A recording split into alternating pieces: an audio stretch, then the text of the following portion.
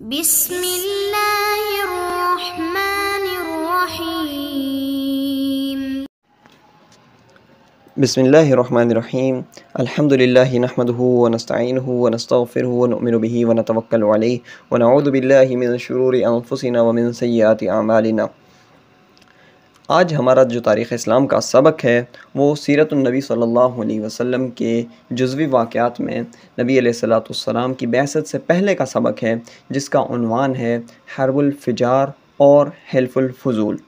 یہ کیا واقعہ ہے، یہ کیا اس کا پس منظر ہے، اس کو جاننے سے پہلے ہم اپنے پچھلے سبق کی دہرائی کر لیتے ہیں کہ اس سے پچھلے والے سبق میں ہم نے کیا پڑھا۔ تو ہمارا گزشتہ جو سبق تھا اس کا عنوان تھا جناب نبی کریم صلی اللہ علیہ وسلم کی پرورش اور کفالت کرنے والی دو معزز ہستیاں۔ ان میں سے پہلی جو شخصیت تھی وہ جناب نبی اکرم صلی اللہ علیہ وسلم کے دادا جان حضرت عبد المطلب تھے، جبکہ جو دوسری شخصیت تھی وہ نبی علیہ السلام کے چچا جان حضرت ابو طالب تھے۔ نبی علیہ السلام اپنے دادا عبد المطلب کی زیر کفالت 6 سال کی عمر میں آئے اور اس کے بعد سے 8 سال تک عبد المطلب کی کفالت میں رہے۔ اس دوران نبی علیہ السلام سے جناب ابو طالب کا پیار، محبت، لگاؤ اور یہ سارے کے سارے مناظر ہمیں نظر آتے ہیں۔ 8 سال کی عمر میں جب نبی علیہ السلام کی عمر 8 سال ہوئی تو عبد المطلب کا انتقال ہو گیا اور نبی علیہ السلام حضرت ابو طالب کی زیر کفالت آئے۔ حضرت ابو طالب سے بھی نبی علیہ السلام کا بہت زیادہ گہرا تعلق رہا اور ابو طالب کا نبی علیہ السلام سے ہمیشہ مدد، نصرت اور معاونت والا رویہ رہا، حتیٰ کہ نبی علیہ السلام کے نبی بننے کے بعد، بعثت کے بعد بھی ابو طالب نبی علیہ السلام کے ہمیشہ معین اور مددگار بن کر رہے۔ تو آج کا جو ہمارا سبق ہے وہ شروع کرتے ہیں۔ ہمارے آج کے سبق کا عنوان ہے حرب الفجار اور حلف الفضول۔ یہ کیا چیزیں تھیں، اس کے جاننے سے پہلے ہم عربوں کا اسلوب اور ان کا انداز زندگی جان لیتے ہیں کہ اہل عرب زمانۂ جاہلیت میں کیسے زندگی گزارا کرتے تھے۔ تو عربوں کے ہاں عمومی طور پر یہ چیز دیکھنے میں آئی ہے کہ وہ خانہ جنگیوں میں مصروف رہتے تھے۔ باہمی قبائل کے اندر آپس میں کشت و خون اور لڑائی جھگڑا کثرت سے ان میں نظر آتا ہے۔ پھر اس آپسی لڑائی اور تنازعات کی جو وجہ ہوتی تھی وہ بہت کبھی تو ایسی ہوتی تھی کہ واقعی اس پر کوئی قوم اور قبیلہ لڑ سکتا، اور کبھی بہت چھوٹی چھوٹی اور معمولی اور بے حیثیت چیزیں ہوتی تھیں۔ جیسے ایک لڑائی جو 2 بڑے قبائل میں بپا ہوئی، اس کا سبب صرف اتنا تھا کہ ایک شخص نے اونٹنی کے تھنوں میں تیر مار دیا تھا۔ ایک لڑائی اس وجہ سے پھیل گئی اور 2 قبیلے اس میں ملوث ہوئے کہ ایک شخص پاؤں پسارے بیٹھا ہوا تھا اور دوسرا شخص اس کو پھلانگ کر گزر گیا۔ ایک لڑائی کا سبب یہ بنا کہ اونٹ پانی پیتے ہوئے جس گھاٹ سے پانی پی رہے تھے وہ، کہ ایک شخص کا اونٹ آگے بڑھ گیا تو وہ 2 شخص آپس میں لڑ پڑے اور یہ لڑائی قبائل کی جنگوں کی صورت میں بنی۔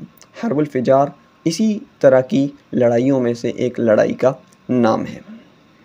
حرب الفجار کیا چیز ہے؟ حرب الفجار حرب دور جاہلیت میں، یعنی نبی علیہ السلام کے نبی بننے سے پہلے کا جو زمانہ تھا اس میں بپا ہونے والی ایک قبائلی جنگ ہے جس میں کچھ قبیلے جنگ کے میدان میں کود پڑے تھے۔ اور حلف الفضول کیا ہے؟ حلف الفضول اس جنگ کے بعد ہونے والا ایک امن معاہدہ ہے، جس کے بعد کچھ قبیلے، ان کے فکرمند حضرات جمع ہوئے اور انہوں نے کہا کہ یہ جنگ کی وجہ جو بنی تھی وہ ظلم بنا تھا، آئندہ ہم کوشش کریں گے کہ کبھی کسی مظلوم پر ظلم نہ ہو، اور اگر ظلم ہو جائے تو اس کا تدارک، اس کا کفایہ کیا جائے کہ مظلوم سے اس کا ظلم ختم کیا جائے۔ اب اگلی سلائیڈ میں ہم یہ جاننے کی کوشش کرتے ہیں حرب الفجار کی وجہ تسمیہ کیا ہے، اس کے الفاظ کا مطلب کیا ہے۔ تو حرب الفجار 2 لفظوں سے ملے ہوئے ہیں، 2 الفاظ، ایک حرب ایک الفجار۔ پہلے حرب کا لفظی مطلب جانتے ہیں کہ کیا ہے۔ تو حرب کا لفظی مطلب ہے جنگ، دوسرا لفظ ہے الفجار، فجار کا لفظی مطلب ہے گناہ۔ حرب جنگ، فجار گناہ۔ تو اس کی وجہ تسمیہ کیا ہے کہ اس کو حرب الفجار کیوں کہا جاتا ہے، اس کا پس منظر کیا ہے؟ تو اس کا پس منظر یہ ہے کہ حرمت کے مہینوں میں، یعنی وہ حرام 4 مہینے جن میں لڑائی جھگڑا کرنا، اقدام کرنا منع ہے، اس میں ان کا خیال اہل عرب دور جاہلیت میں بھی رکھا کرتے تھے۔ تو یہ جنگ جو بپا ہوئی اس کا جو دورانیہ تھا وہ ان حرمت کے مہینوں میں تھا، جس کی وجہ سے اس کو یہ کہا گیا کہ ممنوع مہینوں میں بپا ہونے کی وجہ سے یہ جنگ گناہوں کا مجموعہ ہے گناہوں پر مشتمل جنگ ہے، تو اس وجہ سے اس کو حرب فجار کہا جاتا تھا۔ اب یہ ہے کہ حرب فجار کا پس منظر کیا تھا؟ تو حرب فجار کا ایک تجارتی معاہدہ اس کا پس منظر بنا کہ ایک شخص کی تجارت تھی، دوسرے کے ذریعے سے وہ کرانا چاہ رہا تھا، تو دو قبائل کے شخص اس کے لیے آئے، ایک بنو کنانہ والے، ایک بنو قیس والے۔ بنو قیس والے تجارتی معاملہ کرنے میں کامیاب ہو گئے، تو بنو قیس کا ایک شخص غصے میں آیا اور دوسرے قبیلے کے شخص کو لڑائی کر کے قتل کر دیا۔ تو یہ ایک سودا نہ بننا، ایک تجارتی معاہدے کا مکمل نہ ہونا، یہ اس جنگ کا پس منظر بنا۔ اور جب یہ قتل ہو گیا تو پھر قبائل عرب جو تھے وہ میدان جنگ میں اتر آئے کہ ہمارا ایک شخص مارا گیا ہے بنو قیس کا، لہذا اس کا انتقام لینا ضروری ہے۔ تو قبائل عرب جو میدان جنگ میں ہے حرب الفجار میں، وہ کون کون سے تھے، ان کے فریقین کے نام کیا ہے، ان سے متحد دیگر قبائل کون سے تھے، ان کے بارے میں ہم جانتے ہیں۔ بنو کنانہ یہ وہ قبیلہ ہے جس کے ساتھ سودا نہ بننے کی وجہ سے اس کا شخص طیش میں آیا تھا اور دوسرے قبیلے والے کو قتل کر ڈالا تھا۔ تو بنو کنانہ کھڑے ہوئے، اور بنو کنانہ کے ساتھ عرب کا مشہور قبیلہ قریش بھی تھا، اور قریش کی جو ذیلی شاخیں تھیں بنو امیہ وہ بھی ان کے ساتھ تھی، اور بنو ہاشم بھی ان کے ساتھ تھی، اور ادھر ادھر کے احابیش حبشی لوگ جو تھے یہ بھی ان کے ساتھ تھے۔ مقتولین میں سے جو تھے وہ بنو قیس تھے جن کے ساتھ سودا بن گیا تھا اور اس بنیاد پر ان کا شخص قتل ہوا تھا، یہ بھی میدان جنگ میں اترے، اور ان کے جو اتحادی تھے وہ آل ثقیف اور دیگر حلیف قبائل ادھر ادھر کے تھے۔ تو یہ دونوں بڑے قبائل اور ان کے ذیلی لوگ میدان عمل میں اترے، اگرچہ پھر بنو کنانہ کی جگہ پر بنو قریش غالب نظر آتے ہیں۔ اب یہ جانتے ہیں کہ ہم حرب الفجار کی تفصیلات کیا ہیں، کہ حرب الفجار کیسے واقع ہوئی۔ تو حرب الفجار یا یہ جو جنگ تھی فجار، یہ 2 سالوں پر مشتمل رہی۔ اس میں سے جو جنگ کا پہلا سال تھا اس کے بارے میں ہم بات کرتے ہیں کہ کیا ہوا۔ تو جیسے ہی بنو قیس والوں کو پتہ چلا کہ ہمارا بندہ مر گیا ہے، تو انہوں نے بنو کنانہ پر ایک بڑا خوفناک قسم کا حملہ کیا، خود آئے، اپنے اتحادیوں کو لائے، جنگی پوری تیاریاں کر کے آئے اور بنو کنانہ پر حملہ کر دیا۔ جب بنو کنانہ پر حملہ ہو گیا تو انہوں نے اپنے حلیف، اپنے دوست، اپنے معاہد جو قبیلہ تھا اس کو بلایا جس کا نام تھا قریش۔ تو قریش نے بنو کنانہ کا بھرپور ساتھ دیا، لیکن اس وقت جنگ کا پلہ جو تھا بنو قیس کے حق میں تھا، لہذا بنو کنانہ اور قریش ہی شکست خوردہ ہو گئے اور انہیں راہ فرار اختیار کرنی پڑی، بھاگنا پڑا۔ کنانہ اور قریشی بھاگے اور بھاگ کر انہوں نے حرم میں پناہ لی، کیونکہ یہ جانتے تھے کہ عرب کیسے ہی ہوں، حرم مکی جو ہے، کعبۃ اللہ کا جو علاقہ ہے، اس کا خاص خیال رکھتے ہیں، اس کی حرمت کا خیال رکھتے ہیں، اس میں یہ جنگ نہیں کریں گے۔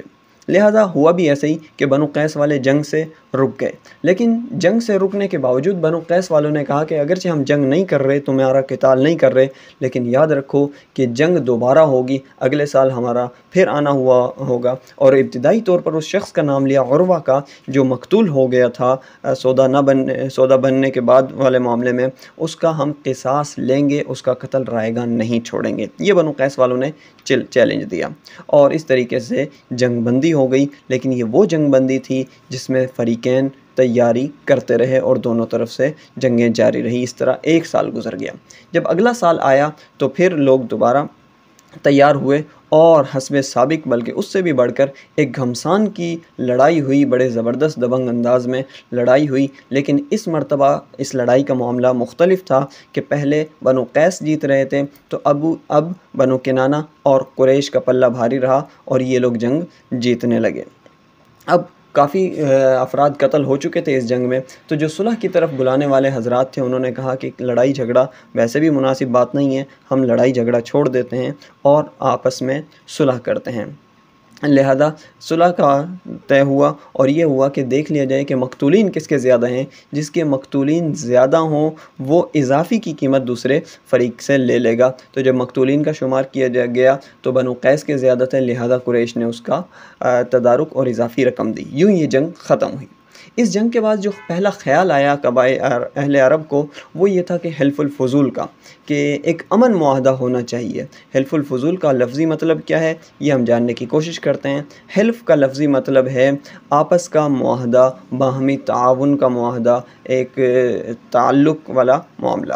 دوسرا لفظ اس میں آ جاتا ہے الفضول۔ الفضول کا لفظی مطلب کیا ہے؟ الفضول فضل کی جمع ہے یا اس کا مشتق ہے، اس سے نکلا ہوا مطلب ہے۔ تو حلف الفضول کی وجہ تسمیہ کیا ہے کہ اس امن معاہدے کو حلف الفضول کیوں کہا جاتا ہے؟ تو فضل نام کے 3 سردار اس معاہدے کے اندر شامل تھے، جس کی وجہ سے اس معاہدے کو حلف الفضول کہا جاتا ہے۔ ان سرداروں کے نام کیا تھے؟ فضیل بن حرث، فضیل بن وداع اور مفضل۔ ان کا جو کہ اس امن معاہدے کے اندر ایک مرکزی کردار تھا اور اس امن معاہدہ کا بیڑا انہوں نے اٹھایا تھا، اس وجہ سے اس حلف کو حلف الفضول کہا جانے لگا۔ حرب الفجار مکمل ہوئی اور اس کے بعد حلف الفضول بھی ہو گئی، اور اس میں کمال یہ کہ نبی علیہ السلام اس جنگ کے اندر شریک رہے، اگرچہ نبی علیہ السلام نے باقاعدہ اس کے اندر قتال نہیں کیا، لیکن اپنے قبیلے کے ساتھ نبی علیہ السلام بھی موجود تھے۔ اور جب نبی علیہ السلام کو نبوت مل گئی تو نبی علیہ السلام نے اس کے بارے میں اس حلف الفضول کا تذکرہ کیا اور بتایا کہ میں اپنے چچاؤں کے ساتھ عبداللہ بن جدعان تیمی کے گھر ہونے والے اس معاہدے کے اندر شریک تھا، اور اس معاہدے کی جتنی بھی شقیں تھیں وہ میرے سامنے سے گزری تھیں، اور میں اس کو بڑا پسند کرتا ہوں، اور یہ ساری کے سارے مفہوم ہے نبی علیہ السلام نے جو اس فرمان ادا فرمایا، اور یہ فرمایا نبی علیہ السلام نے اگر عرب کا بیش قیمت مال سرخ اونٹ بھی مجھے ملے اور مجھے یہ کہا جائے کہ اس معاہدے کے اندر شریک نہ کریں تو میں کبھی یہ پسند نہ کروں، اور اگر اسلام آنے کے بعد بھی مجھے اس طرح کی کسی حلف کے لیے بلایا گیا، معاہدے کے لیے بلایا گیا، تو میں ضرور اس کو قبول کروں گا اور ایسے معاہدے میں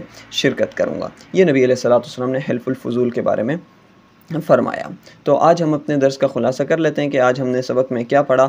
آج ہم نے عرب اور ان کی خانہ جنگیوں کے بارے میں پڑھا، اور پھر حرب الفجار کا واقعہ پڑھا، اس کا لفظی مطلب پڑھا، حرب الفجار کی وجہ تسمیہ پڑھی، حرب الفجار کی جو پس منظر تھا وہ پڑھا، پھر حرب الفجار کا جو واقعہ تھا وہ ہم نے مکمل پڑھا، پھر اس کے بعد حرب الفجار کے نتیجے میں بپا ہونے والا ایک معاہدہ جس کا نام حلف الفضول تھا، وہ اس کے بارے میں ہم نے پڑھا، پھر حلف الفضول کی وجہ تسمیہ اور حلف الفضول کا مکمل واقعہ ہم نے جانا کہ کیا واقعہ پیش آیا تھا، پھر جناب نبی کریم صلی اللہ علیہ وسلم نے حلف الفضول کے بارے میں کیا فرمایا، یہ ہم نے آج کے درس میں پڑھا۔ تو اس طریقے سے جا کر ہمارا آج کا جو درس ہے الحمدللہ پایہ تکمیل کو پہنچا، مکمل ہوا، اور اگلا جو ہمارا درس ہوگا وہ بھی انشاءاللہ سیرت النبی صلی اللہ علیہ وسلم کے کسی عنوان کے تحت ہوگا۔ جب تک کے لیے اجازت دیجیے، جزاکم اللہ خیرا، سبحانک اللہم و بحمدک، ونشہد ان لا الہ الا اللہ وحدہ لا شریک لہ، ونشہد ان محمدا عبدہ ورسولہ۔